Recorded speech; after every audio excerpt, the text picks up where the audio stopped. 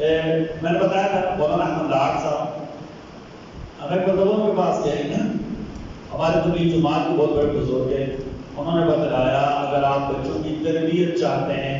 گھر میں معمول بنا لیں، مکتب میں معمول بنا لیں، مدرسہ میں معمول بنا لیں،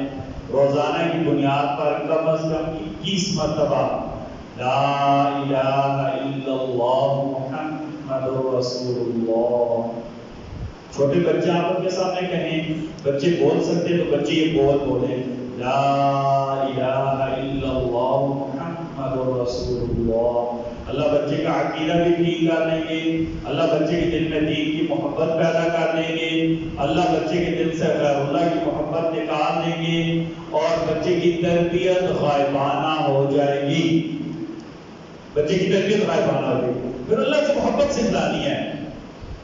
اللہ کے خالق ہونے کی وجہ سے، اللہ کے مالک ہونے کی وجہ سے، اللہ کے رازق و حاجت روا ہونے کی وجہ سے بچے کو اللہ کی محبت سکھلانی ہے۔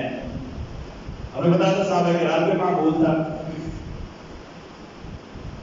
مالک الشعری رضی اللہ تعالیٰ عنہ کا بیٹا قید ہو گیا،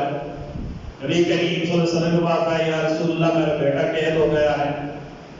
آپ نے کہا اپنے بیٹے کو کہا لا حول ولا قوت الا باللہ، لا حول ولا قوت الا باللہ پڑھے، قسم سے پڑھے اللہ قید سے رہائی دلائیں گے۔ ظلم ہوا، اللہ نے قرآن میں حکم دیا والذین آمنوا اشد حبا للہ، ایمان والے سب سے زیادہ اللہ کے ساتھ محبت کرتے ہیں۔ پھر تیسرا میں بتایا تھا کہ نبی کریم صلی اللہ علیہ وسلم کی محبت سے دلانی، یاد رکھیں اصول ہے، بنیادی اصول یہ ہماری توحید تب کامل ہوگی، اللہ کے ساتھ ہماری محبت تب مضبوط ہوگی جب ہم نبی کریم صلی اللہ علیہ وسلم سے محبت کریں گے۔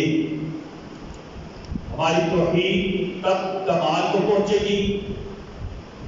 ہمارا عقیدہ توحید تب کامل ہوگا،